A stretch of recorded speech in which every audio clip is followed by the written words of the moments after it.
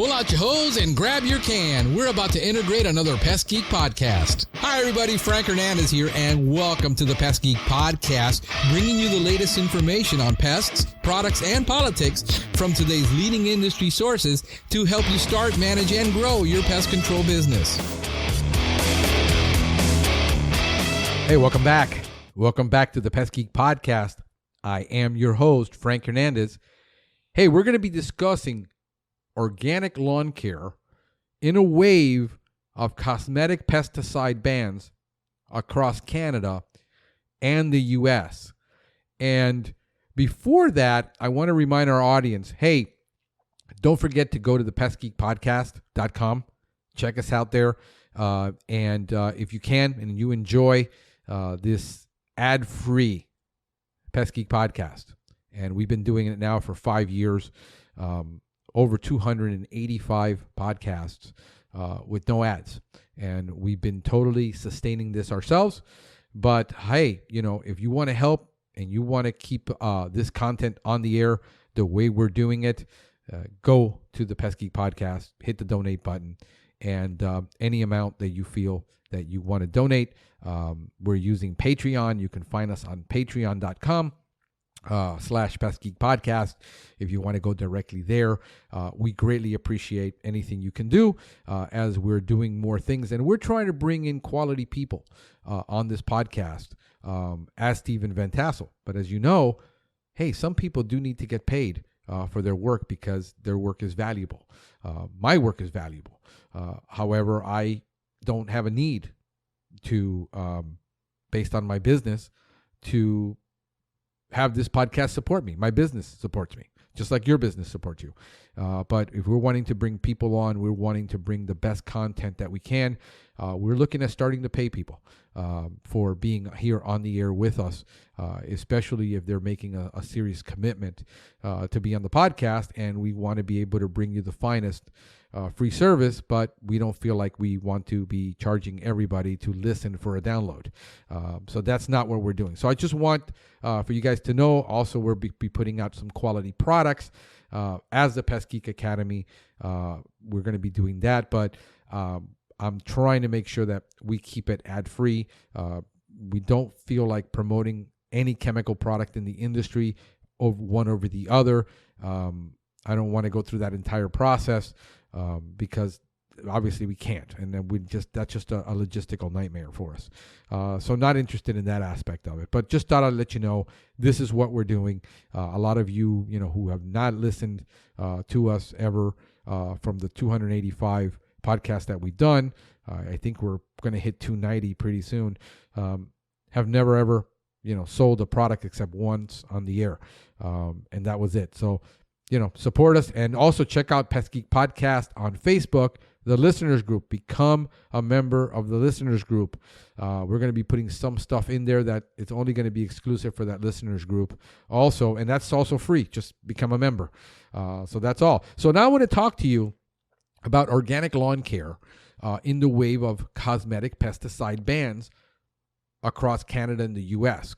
Canada leads the way in pesticide bans on cosmetic, what are known as, in quotes, cosmetic pesticides, meaning pesticides that are used for the exclusive purpose of beautifying and keeping a beautiful lawn or landscape.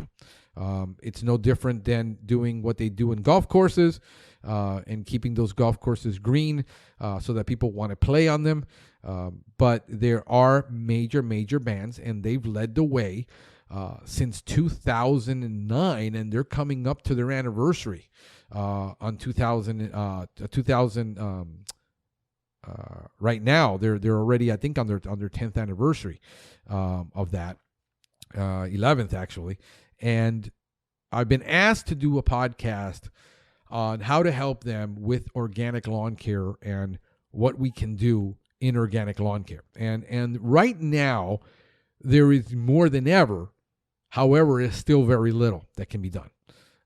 And I'm going to give you in a series of podcasts what I did, my process for testing those products, what you can expect, the results you can expect especially in cool season grasses and cool season landscapes. Where here I deal with warm season grasses and mostly ornamentals, and a lot of lawn care, but mostly a lot of ornamental lawn care, where we've been able to be very, very, very successful in using organics with shrubs and plants and fruit trees and things like that versus lawn. But give you a little bit of background so that you understand what's been happening, what's going on, and how do you stay ahead of it, okay, of this. Is back in 2003, Quebec was the first one to actually pass legislation in Canada for the sale of cosmetic pesticides. This was in April of 2003. And it was known as the Quebec Pesticide Management Code. And it was a phase-out project of over 3 years to phase out the sale of lawn pesticides, okay, so that people could not buy them. And so by April of 2006, this was done, and they basically said, hey, you can no longer use pesticides on your lawn except for the list that is provided of these pesticides. And there's a huge list, and I'm going to have links to all of this on my podcast. You can go to the notes, get all the links if you're interested in following that, of what products are available to be used. If you're not in Canada, or you're not in Quebec or Ontario or any of the other regions that have banned cosmetic pesticides, you can basically, if you look at 25B products here in the U.S., the equivalent of a 25B, understand that they got a different language for their law. You got to interpret that language, which I've been trying to. And it's a different, when you're reading about classes, is their own classification of classes, not mode of action classes. So you get a little confused there. But if you look at the banned pesticides, pretty much everything you use here in the U.S. synthetically is pretty much banned, other than permethrin and I think one alethrin product, and everything else is like 25B that you can use. So if you understand 25B, and there are herbicides and 25B fungicides, which we do use, and I'll talk to you about that in a future podcast, how to use that. But the list of, they banned almost 250 products, and 95 active ingredients have been banned for cosmetic uses. The second one to do this was Ontario, to ban pesticides in 2009. Okay, so Ontario was on Earth Day, which was April 22nd, 2009. They chose that day symbolically to do the ban. And you're asking yourself, where do they get this harebrained idea in 2009? By the way, I started my company in January of 2009, which the economy tanked that year. That was a terrible year to start a business in the U.S. or anywhere. And I was already thinking about how we went organic, because I already had been toying with this idea for 3 years while I was working for somebody else. Toying with this idea to the point that I sat down with BioWorks and sat down with them, and I met one of their PhDs, Hayes, in a conference, and I sat with him, and he was so intrigued with my concept of what I wanted to do that he actually bought me lunch. And I wanted to do all this stuff, and he basically told me it couldn't be done. The reason it couldn't be done is the products aren't labeled. All the organics products they sold were only labeled for agriculture, and for nurseries, for growers. None of those products were labeled for the use in residential landscapes. Now we're talking 10 years later. They have a small line of products available to be used in landscapes. So 10 years later, we're starting to have the serious conversation about what can and can't be done with organics in the landscape. And when we talk about organics, I want you to understand that there's a big difference, huge difference. And people don't understand. They think that all 25 Bs that comprises organic pest control. That is not organic pest control. It involves a lot of uses of biologicals, which in GHP, you guys have no clue about. The reason is there aren't many biological products that you use for GHP other than DSV, which is a disinfectant. And now with the use of Apprehend, Beauveria bassiana, which has been used for over 10 years in horticulture, in landscape, nurseries, and in agriculture. So now you're starting to get involved in biologicals in the residential pest control area where you haven't been. I've been doing that research and working with those for 10 years and messing around and trying to figure out what can and can't be done. And let me tell you, it's darn hard. It isn't. I mean, when we're talking about darn hard, to the 99% of you listening to me are going to try it and give up on it. That's how difficult it is. So now you have them passing all these laws, and where the heck did they get the idea of these bans? Well, it didn't start in Canada. They got the idea from us, and specifically from the state of Massachusetts. Back in 2002, Massachusetts passed a law to requiring pesticide manufacturers to reduce the toxins they use in production. Massachusetts leads the way in that aspect of radical pesticide reduction. And they published an article, Pesticide Reduction Resource Guide for Citizens and Municipalities of Massachusetts, dated May of 2002. So when you look at Massachusetts, and I tell you, keep your eye on the Northeast, keep your eye on California, it's because this is where it's going. What you see happening across entire cities and counties and regions in Canada is eventually going to happen here.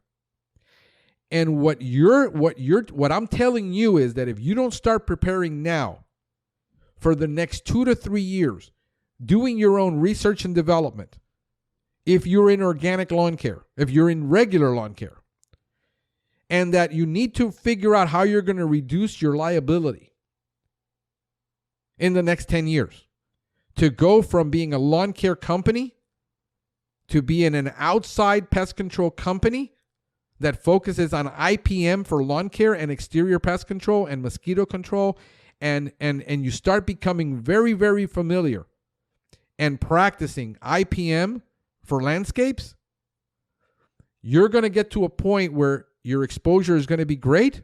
They're going to pass a ban and your company is going to go out of business in that county because you're not going to be able to survive because you need to find alternate income sources like GHP, and probably don't allow your lawn care to be more than 20% of your business. Because when that ban comes, you can convert those clients, the majority of them, and have already tested and used, like I have for over 10 years, and know what works and what doesn't. And then you're able to sit down and have an educated discussion, because I tell you, I don't care how much you think you know, and I don't care how much your rep knows. Your rep will never be able to prepare you for switching over and stop using a pesticide and start doing organic lawn care, and what the realistic expectations are going to be and what the realistic results are going to be, and not simply saying that junk doesn't work. We did properties for a long time where we're probably 95% natural right now with 25 Bs on all our ornamentals. We are drastically reduced the amount of pesticide we use on our lawns to about 66% less than the industry. Why? This is where it's going. And when we saw the writing on the wall, it said, if we want to stay in this business, which I'm really fanatical about, then we got to get fanatical about pesticide reduction and alternate methods and start bringing in products as they become available and start using and phasing out a lot of what we do over a period of time so that when this happens to us, as a company, we're positioned in the marketplace. That's my strategy. That's my 10-year strategy. Be positioned in the marketplace, reduce my exposure, be the only guy doing it, and be doing it more than anybody. This is why our company is called Nature Pest. Because I started out in lawn and ornamental because we were dealing with issues of pollinators and the biology in the landscape, because we put out so much more pesticide than a GHP company, a general household pest company, a residential pest control company ever will. Even if they're doing lawn spraying for flea and tick. You will never get close to what a lawn care company has to put out in chemical-wise when you start talking about fungicides and herbicides and miticides and fertilizers, and why we did the conversion early on, and it took us till 2013 to be able to actually launch a company and rebrand so that we actually targeted that market. And where we started targeting wasn't the general pest control market, it was lawn care. We were known exclusively as a lawn care company, not a residential pest control company. And that's why we became then an outdoor pest control company, where we pretty much control everything from the outside in. But when I'm reading the documentation later, you got also, it's not only Quebec and Ontario that has a huge problem. It is Newfoundland, Labrador, Prince Edward Island, Nova Scotia, New Brunswick, Alberta. All of these have now legislation for cosmetic pesticide use. And it's only going to spread. When you look at what they're allowed to use, even for indoor, I'm going to put the list up, these links, so that you can see. I mean, it pretty much comes down to 25B, baits.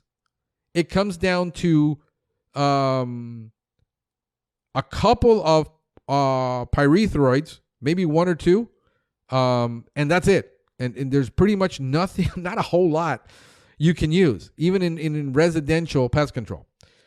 So what the government says on their website regarding this at canada.ca, and here is what the government's role, Canada says, is.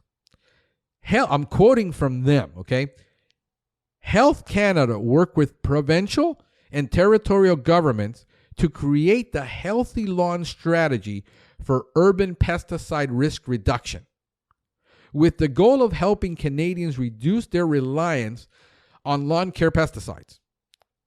This can be accomplished through the use of integrated pest management (IPM) practices, such as prevention, use of reduced risk products, and the application of pesticides only when necessary. Now, according to this statement, this is 100% factual. It can be done. It is absolutely necessary, and to use pesticides only when necessary. This is what we've done. What we've done is educate most of our customers when they want to convert to eco-friendly, okay? And what we got to go in there and do is we have to do a complete inspection of that lawn. How it's mowed. How frequently is it mowed? What the height of that lawn is mowed at.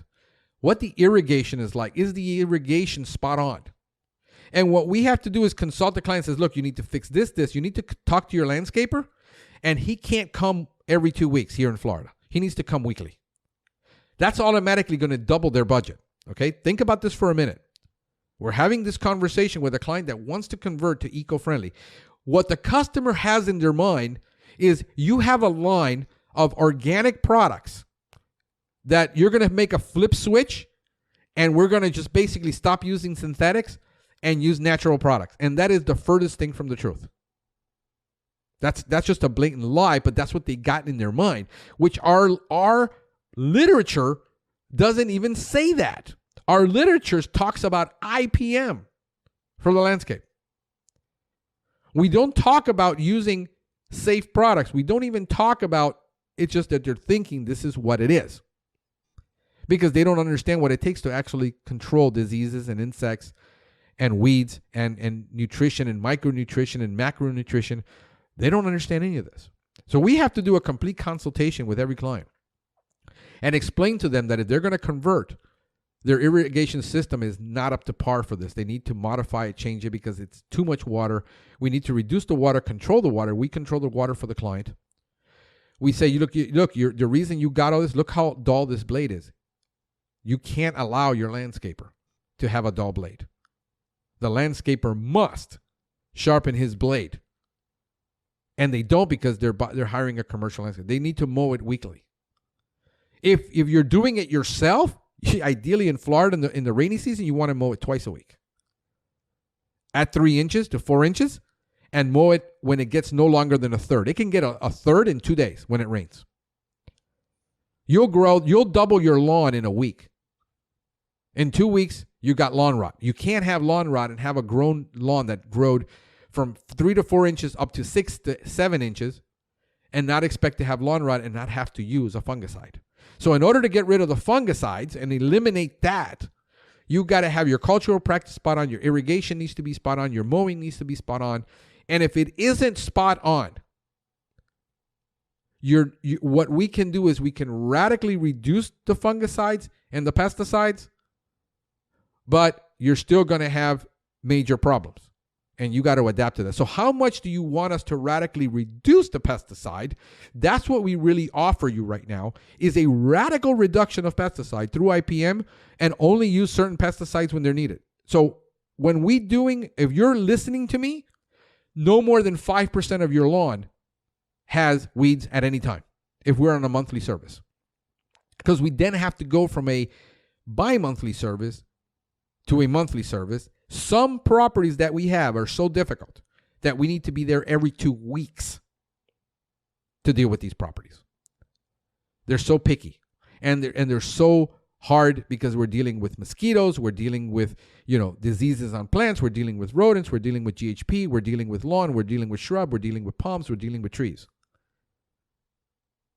And so we're there on our premium lawn care service. If they want disease control and they want us to stay on top of it, then they need to stay on top of their landscape, or they need to stay on their cultural practice, stay on top of that, be fanatical about that. They have to have a conversion experience in their mind and in their soul if they want to convert to an organic. Then what we start doing with our clients is we start working over a period of 1 to 2 years to change that soil biology and introduce biological products into the mix while we're getting rid of others.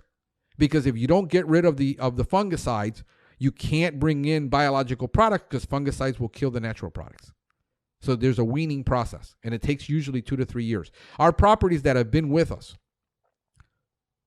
for 10, 12 years, we use almost no fungicides on those properties. Virtually none. All of our new properties, we basically have to start using fungicides because they're loaded with fungus. They got root rot, they got disease, and we have to start using it, start introducing amino acids and things into the soil to increase that soil biology, to then start weaning them off, so that in a period of 2 to 3 years, we're using very little fungicide. But it takes that long of a process. It's that long of a learning curve, because you have to change the soil biology. If you don't change the soil biology, you will never be able to correct the plant problem. Everything is in a response to your soil. So I have no problem with this. The problem that I have with the comment is that only using it when it's necessary, but if you've banned it, then it's not available for use when necessary. So now you have, not only do you use 3 to 4 products, we use 16 products in lawn care. You're going to have to need a lot more products, and you're going to get maybe, listen to me, a 50, maybe a 40 to a 75% reduction in all of this. It's not going to be that 75 to 90 that you get with regular lawn care. If you're on a quarterly service, you can forget it. You will never be able to do organic lawn care on a quarterly service. That's done. It's monthly. You're there on top of that property, babysitting that property so that you can deal with the young shoots and everything that comes out. And this is why organics and organic lawn care is primarily going to be a homeowner product, because nobody can afford to have you there. Only the elite 1%, 10% is going to be able to have you there to do that lawn care. You're going to primarily be an organic market is going to be for homeowners. The beef that I'm having, which is always the case, I always say follow the numbers, follow the money, is that in 2009, Canada had applied 62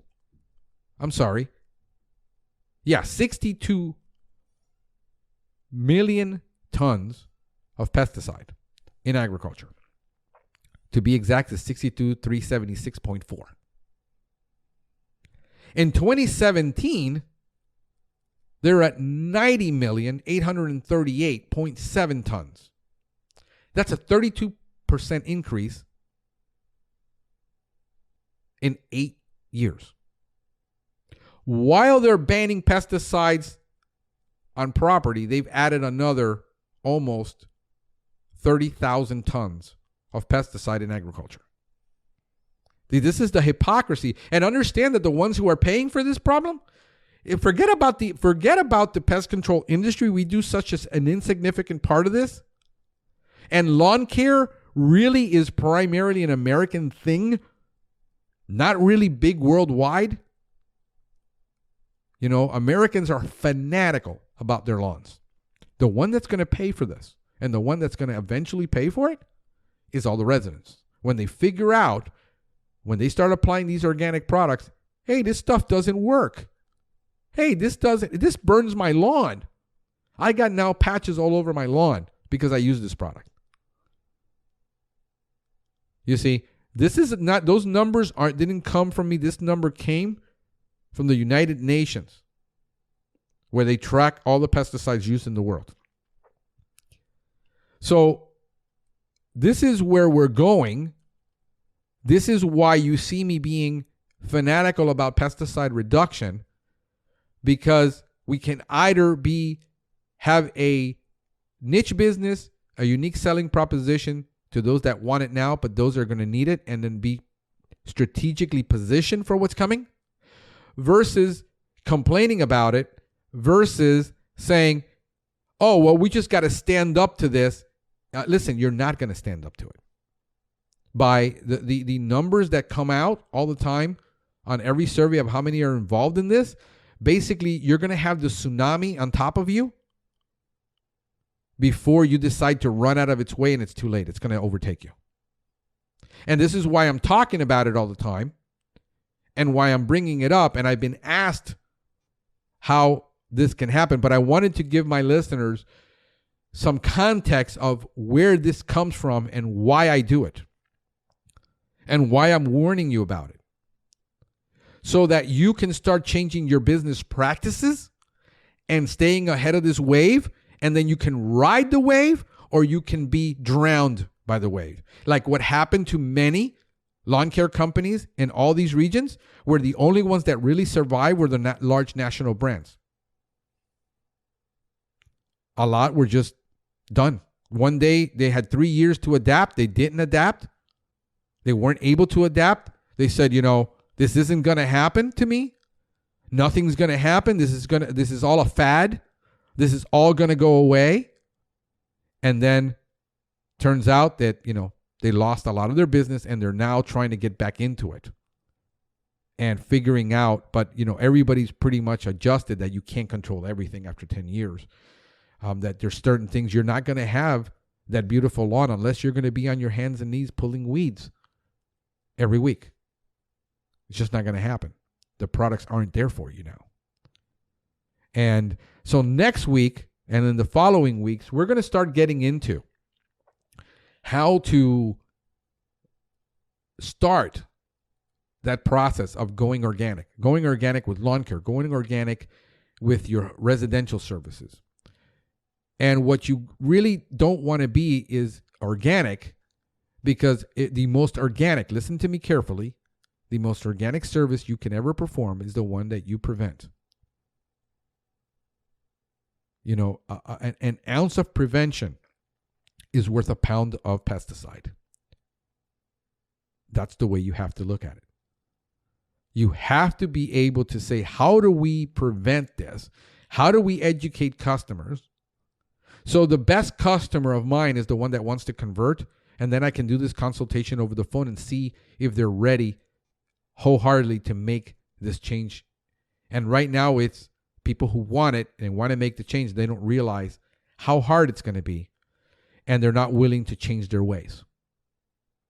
And we're getting those people that are, yes, absolutely fanatical about it. And we've got properties that are right now on 25B, on organics, on micros, on amino acids, and things that we're doing with moderately complicated landscapes. And we're getting the results. So, you know, how do you get started in this? Then we're going to cover that on the next edition of the Pest Geek Podcast. Hey, you guys have a pestacular day. Thank you for listening to the Pest Geek Podcast. If you have enjoyed the Pest Geek Podcast, please give us a rating, write a review, or subscribe to the channel. You can join the Pest Geek Society by visiting pestgeekpodcast.com. Thank you for listening. See you next time.